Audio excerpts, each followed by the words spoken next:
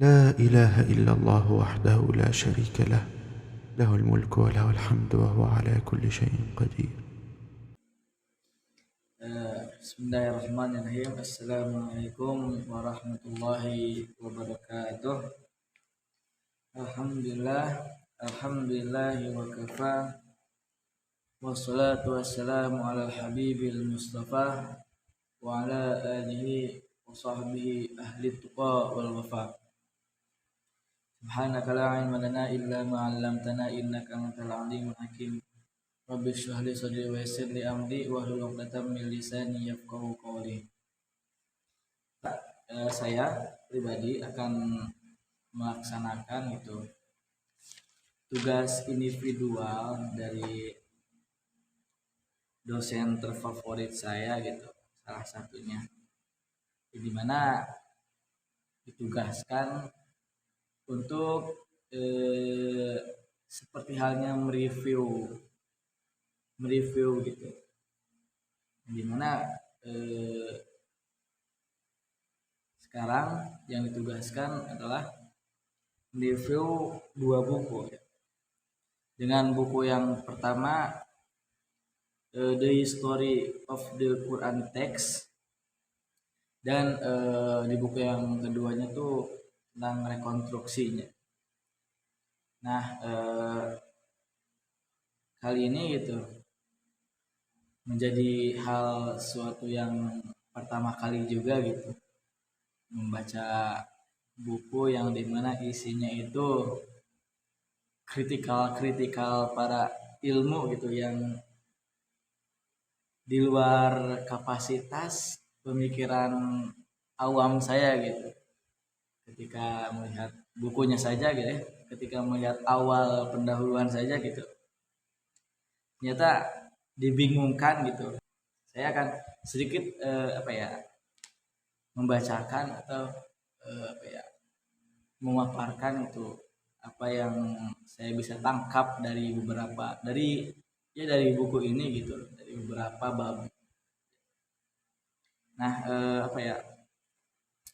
dengan buku yang pertama, The History of the Quranic Text ini, yang dimana karyanya Profesor Muhammad Mustafa Al-Azami Beliau itu adalah ilmuwan terkemuka yang dilatar belakangi dengan pendidikannya di barat dan timur. Kalau misalkan di dunia Islamnya, beliau dikenal sebagai ilmuwan di bidang al-hadis.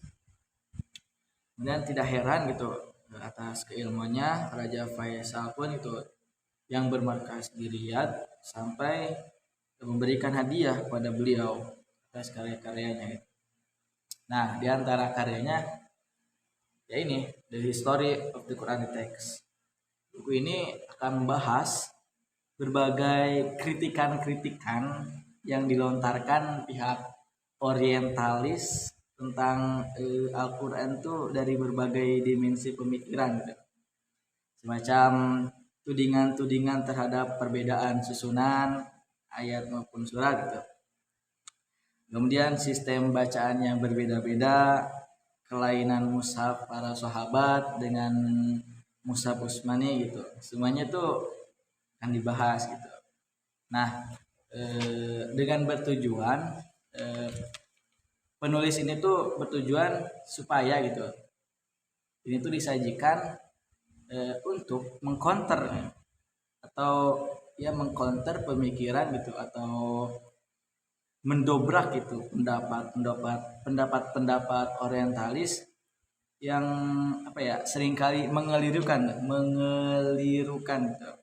dengan argumentasi ilmiah mereka Tujuannya tuh mengcounter pendapat orientalis yang mengeliru penulis ini. Nah, di bab awal satu ini saya mengambil dari ujungnya saja karena di ujungnya ini seperti halnya rangkuman dari awal sehingga menimbulkan 3 persoalan dari atas Tidak tahu saya benar atau enggaknya gitu. Yaitu dengan persoalan yang pertama, apakah Al-Quran itu? Nah, yang kedua, jika seluruh naskah tidak ada ataupun sebagian ditemukan saat sekarang nih, maupun yang akan diklaim sebagai Al-Quran, tetapi berbeda dari yang ada di tangan kita sekarang gitu. Nah, apa pengaruhnya itu terhadap teks Al-Quran yang sekarang? Nah, ini jadi satu persoalan gitu. Kemudian persoalan yang ketiga, siapa yang berhak memegang otoritas Al-Quran dalam hal penulisan tentang agama dan sejarahnya. Nah, sebagai tujuan awal dari penulis yaitu untuk mengcounter atau mendobrak pemikiran-pemikiran seperti tadi gitu.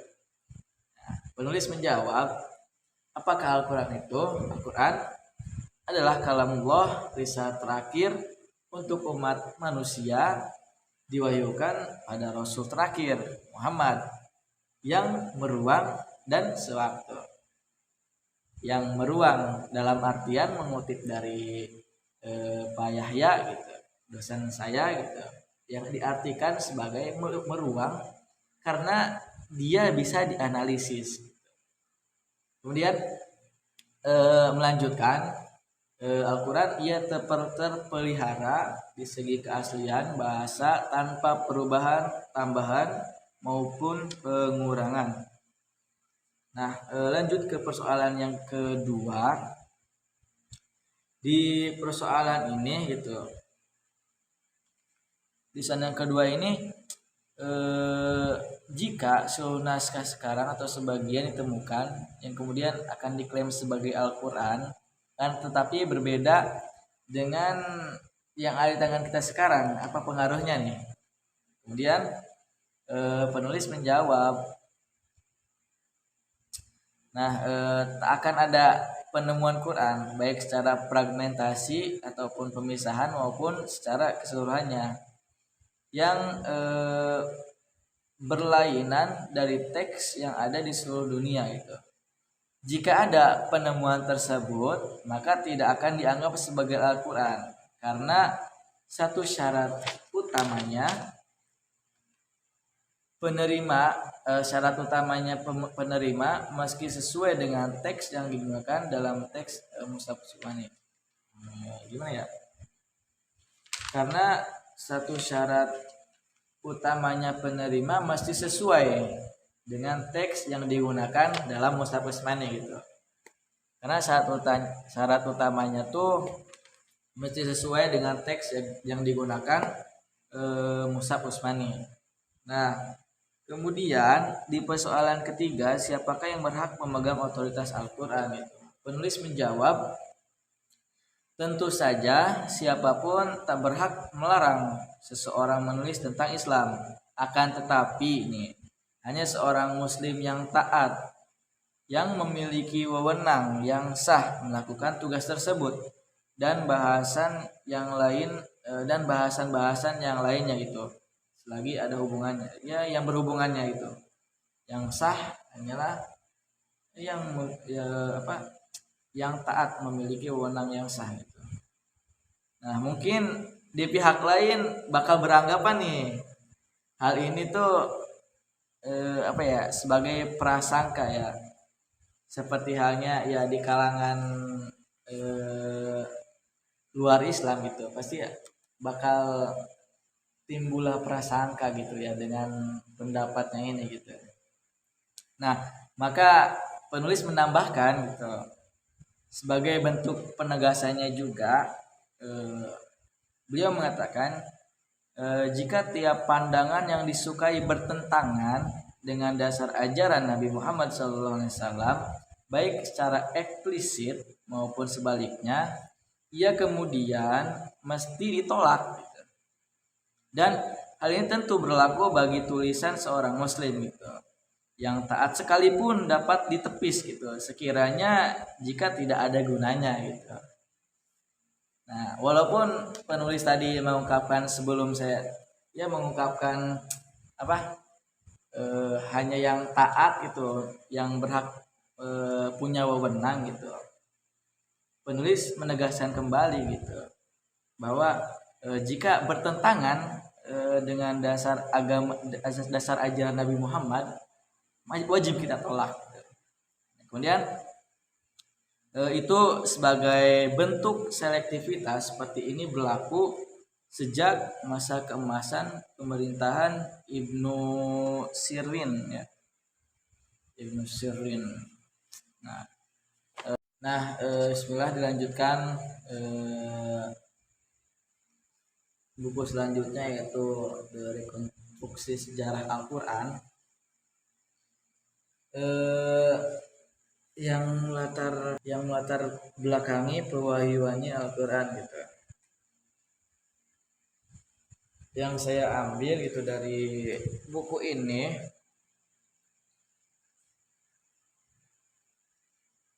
yang pertama ya sesuai yang tadi saya sampaikan bahwa ada keterlibatannya geopolitik ya, politiknya gitu. Kemudian di bab ini juga menjelaskan tentang kehidupan di Jazirah Arab gitu.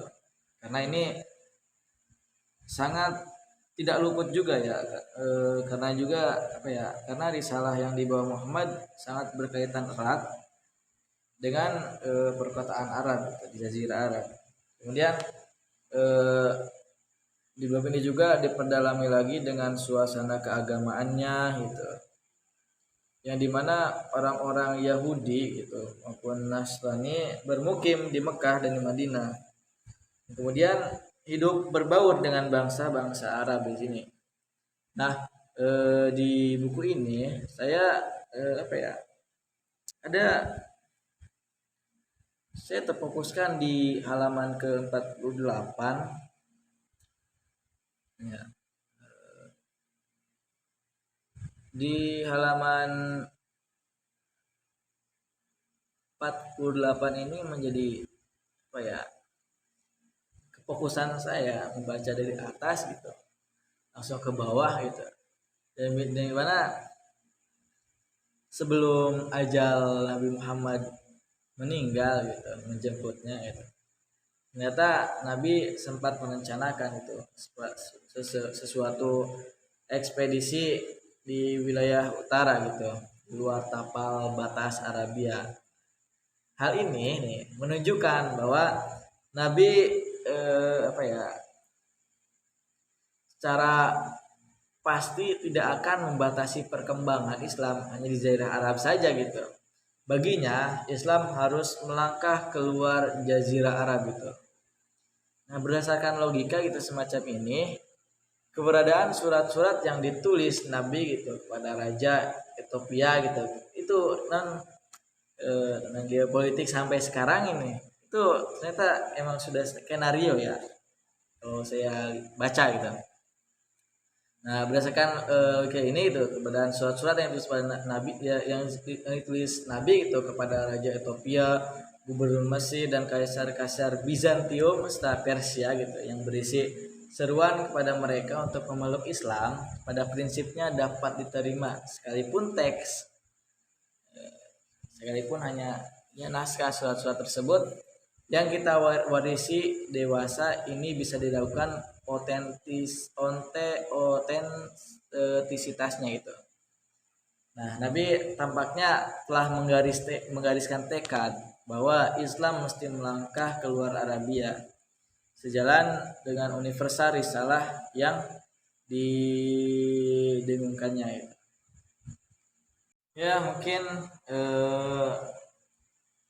saya rasa cukup gitu karena pembahasannya hampir sama saja gitu. Poin-poinnya juga mungkin menurut saya sama-sama saja gitu.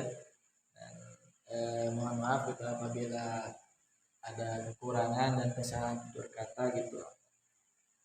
Karena jujur saja gitu baru pertama kali membaca buku yang kritikal atau vokabuler ya, kata-kata kosakata yang jarang dilihat dan jarang dilihat gitu. Jadi sekalian beradaptasi juga gitu. Mungkin kedepannya gitu akan lebih diperbaiki lagi. Wabillahi taufiq hidayah. Wah, gimana? Assalamualaikum warahmatullahi wabarakatuh.